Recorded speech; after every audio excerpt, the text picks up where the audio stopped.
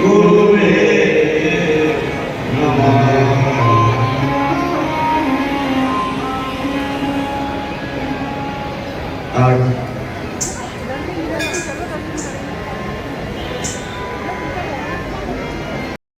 कोई एक अशब्द आ जाए तो पूरी सभा धूमिल हो जाती है। लोग आश्चर्यचकित हो गए कि भाई यहाँ असभ्य कौन है? इसको कह रहे हैं महोदय। जब देखने लगे भाई असभ्य है कौन, तो क्या देखते हो? इनकी ओर देखो, इनकी ओर। अच्छे लोगों का संग किए होते तो अच्छे होते, भूत प्रेतों का संग है महाराज, चिता भस्म लपेटे हुए हैं, तो कैसा संग कैसा।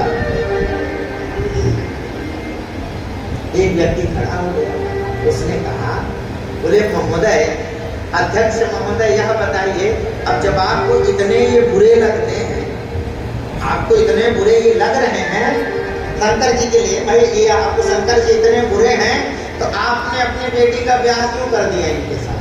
अब इतने बुरे हैं तो ब्याह नहीं करते? अरे बोले हमारी बुद्धि मारी गई थी, अपने पिताजी के कहने से हमने ब्याह कर दिया, नहीं तो कहाँ हमारी मृगलोचनी कन्या और कहाँ पाणी मरकट लोचना, बंदर मुख वाला। भगवान शंकर के लिए कह दिया दक्ष ने, ये कहाँ बंदर मुख वाले महाराज। अब तो महाराज हरिहर निंदा सुनहि झुकाना, अपने इष्ट की निंदा, अपने गुरु की निंदा कभी नहीं सुनना चाहिए। दम होए तो जरूर प्रसादी देवे, और दम नहीं हो तो कान में उंगली डाले निकल जाए वहां से, लेकिन अपने इष्ट की निंदा, भगवान की निंदा, अपने गुरु की निंदा कभी नहीं सुनना चाहिए। नंदीश्वर तो एक ही वहां पर तमतमा के खड़े हो गए, ए दक्ष क्या बकबका रहा है? जिन भगवान की तो मुख से निंदा कर रहा है, क्या मैं श्राप देता हूँ बकरे का मुख लग जाए। भृगु जी महाराज दक्ष की ओर से खड़े हो गए, उन्होंने कहा, भृगु जी महाराज ने कहा दक्ष की ओर से, नंदीश्वर जी आप क्यों बोल रहे हैं? आपको बोलने की आवश्यकता क्या है? अरे भाई ये ससुर दामाद का झगड़ा हो रहा है, आपको क्या जरूरत है बोलने की? होने देते, जाओ मैं भी श्राप देता हूँ। भगवान शंकर के गण अपक्ष हो जाए, ये श्राप दे दिया।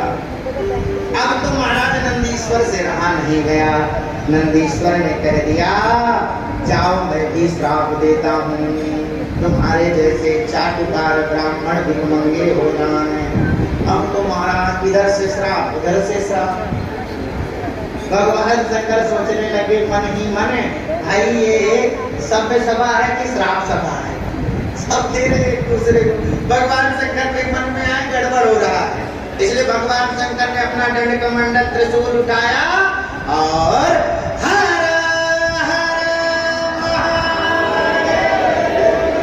चल दिए। नंदीश्वर आदि नंदी सब चल दिए पीछे। अब तो महाराज दक्ष और क्रोधित हो गया, ये तो मूड में था झगड़ा करने के, और कोई व्यक्ति झगड़े के मूड में हो, एकदम झगड़े के मूड में हो, और उससे आप झगड़ा ना करो, उससे झगड़ा ना करो और उसी को इग्नोर मार दो और मुंह बना के चल दो, फिर देखो उसका टमटमा जाता है, दांत पीस के रह जाता है, कुछ नहीं कर पाता। अब जब देखा दक्ष ने कि युद्ध तो कुछ हुआ ही नहीं, और भगवान शंकर उठ के चले गए और क्रोधित हो गया। इसने कहा, आज के बाद शंकर को यज्ञ में कोई भाग नहीं दिया जाएगा। अब महाराज भाग देना बंद तो कोई यज्ञ ही नहीं करे, क्योंकि यज्ञ करेगा तो भाग देना पड़ेगा, और कौन भगवान शंकर से द्वेष है, इसलिए यज्ञ पूजा पाठ बंद। दक्ष ने पूछा, भाई पूजा क्यों नहीं हो रही, यज्ञ क्यों नहीं हो रहा? बोले महाराज शंकर जी से द्रोह कौन करे? तो दक्ष ने भगवान शंकर से द्रोह के लिए यज्ञ किया, इसलिए यज्ञ में गड़बड़ी हुई। और कनखल में उसने यज्ञ किया, सबको न्योता दिया, भगवान शंकर को न्योता नहीं दिया। अब मानव का सहज स्वभाव, और मायके में कोई कार्यक्रम होए और मैया को न्योता ना मिले तो देखो महाराज कुछ भी हो, बिना न्योते के भी तैयार रहती माताएं अपने मायके में।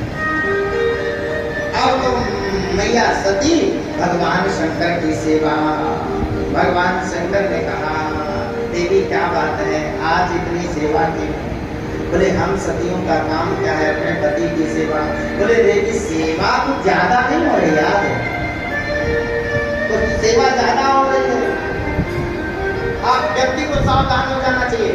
जिस दिन आपको समय पे सारी चीजें उपलब्ध हो रही हैं, खाना दाना पानी वस्त्र सब मिल रहा है, तो जान लो माताओं को कुछ काम आ गया आज। जरूर कुछ ना कुछ है, बात है, ये कहीं की तैयारी इनकी बन चुकी है। अब तो भगवान शंकर ने पूछा बात क्या है ये तो बताइए। अब यद्यपि माताओं का स्वभाव है उनके मायके में ही कुछ कार्य होता है ना तो बहुत मैं करती हैं। हाँ मेरे पिताजी के यहाँ ये हो रहा है, मेरे भाई के यहाँ ये हो रहा है, तुम्हारे घर आई जब से कुछ हुआ ही नहीं।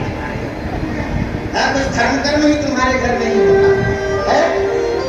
अब तो लेकिन सती मैं नहीं कह रही है, सती कह रही है प्रजापते ससुरस्य साम। भोलेनाथ आपके ससुर जी के यहाँ यह हो रहा है। यह सुनते तो भगवान कहने लगे क्या हो रहा है। बोले आपके ससुर जी, मतलब भगवान को भी लगे कि अपना तो की भावना लग जाए और ये कहते कि अच्छा तुम चली जाओ। इसलिए बड़े प्रेम से माता भी कह रही, चतुर है माता हमारी सती, वो भी कह रही प्रजापते ससुरस्य साम। आपके ससुर जी के क्या हो रहा है। बोले यज्ञ हो रहा है। भगवान शंकर ने कहा देवी वो तो ठीक है लेकिन न्योता आया कि नहीं आया। माता सती ने कहा न्योता तो नहीं आया। एक बात हम आपको बताएं जो भी है, अब बुरा मत मानना कोई भी, जोड़ी तो हमारे गौरी शंकर की है। हाँ अगर जोड़ी की बात आएगी तो जोड़ी तो गौरी शंकर महादेव की है, बाकी तो सब ठीक है। जोड़ी तो गौरी शंकर की है। हाँ। सबसे बढ़िया जोड़ी है। यद्यपि किसी का ससुर किसी को कुछ कह देवे तो महाराज वो व्यक्ति आकर के घर में महाभारत कर देता है। तेरे बाप ने ऐसा कहा मुझे, तेरे बाप ने ऐसा कहा, तेरे बाप ने ऐसा कहा, कह देता है व्यक्ति। लेकिन देखो भगवान शंकर हमारे कैसे हैं और गृहस्थ में कैसा रहना चाहिए, भगवान शंकर से सीखना चाहिए। हाँ भैया भगवान शंकर हमारे आज तक नहीं बोले सती से कि तुम्हारे बाप ने बहुत गाली दी थी हमको, आज तक नहीं कहा अभी तक। आज जब माता सती ने कहा कि यज्ञ में जाने के लिए, तब भगवान शंकर कहते हैं यद्यपि देवी मेरा कोई ध्येय नहीं था उनका तिरस्कार करने का, लेकिन फिर भी उन्होंने मुझे इतनी सारी गालियां दी और मैं वहां से चला आया। अब मेरे द्वेष के लिए यज्ञ हो रहा है और तुम जाओगी तो अच्छा नहीं होगा। लेकिन माताओं का स्वभाव, माताओं की दो जगह आसक्ति बहुत भयंकर होती है, एक अपने मायके में एक अपने ससुराल होता है। बाकी तो ये दुनिया को इग्नोर मार देंगे फट से। हाँ लेकिन अपने मायके के लिए अपने घर वाले। शंकर ने नंदीश्वर आदि से कहा तुम सब भी जाओ। क्यों? कोई है सोई जो राम रचिया, कोई है सोई जो राम रचिया,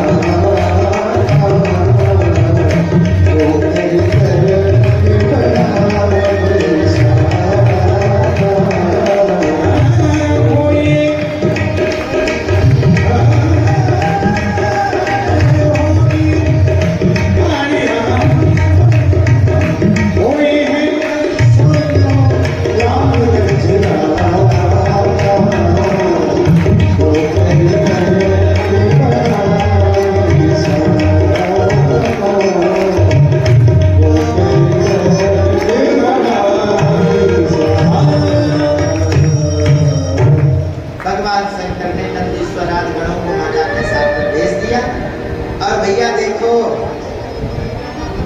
जब तक मायके में माँ हो तब तक बड़ा प्यार होता है। पिता भवन जब गए भवानी पिता भवन जब नहीं भवानी दक्षिणा से पाहुना सगनारी दक्षिणा से पाहुना सगनारी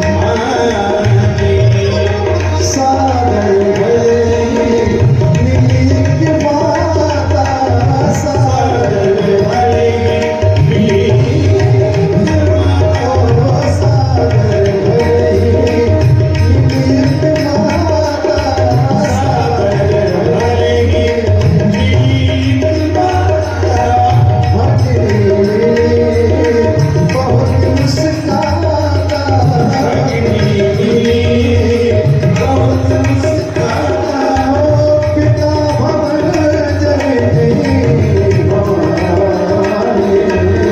पिता भवन जय भवानी पिता भवन जय भवानी पिता भवन ओ पिता भवन जय भवानी दक्षिणा से पाहुना सगनारी दक्षिणा से पाहुना सगनारी बहनें भी बड़ी प्रेम से मिली और जैसे ही यज्ञ मंडप में सती माता ने प्रवेश किया तो पिताजी ने मुंह मोड़ लिया। कोई बात नहीं, पापा हैं, ये तो गुस्सा होते रहते हैं, फिर मान जाते हैं। हाँ पापा जी कोई बात नहीं। हाँ जो कुछ भी कहते हैं पापा से कहो अपने। हाँ पापा सब झेल रहे हैं, कोई बात नहीं, ठीक है भाई। पिताजी गुस्सा हो जाए तो कोई फर्क नहीं पड़ता, मान जाएंगे, कब तक गुस्सा रहेंगे। लेकिन मैया पिताजी की कोई बात नहीं। जैसे यज्ञ मंडप में प्रवेश किया तो यज्ञ मंडप में महाराज सारे देवी देवता जो भगवती को खड़े होकर प्रणाम करते थे वो कोई खड़ा नहीं हुआ, तो सबने मुंह फेर लिया। जब ठीक है यज्ञ मंडप में प्रवेश किया, सभी देवी देवताओं का भाग, सभी देवी देवताओं का भाग है, लेकिन भगवान शंकर का भाग नहीं था उस यज्ञ में। मैया अपना अपमान सब सहन कर ली, लेकिन भगवान शंकर का अपमान सहन नहीं कर पाई। देखो भाई, घर वाला कैसा भी हुए, लेकिन माताएं अपने मायके में बना के रखती हैं।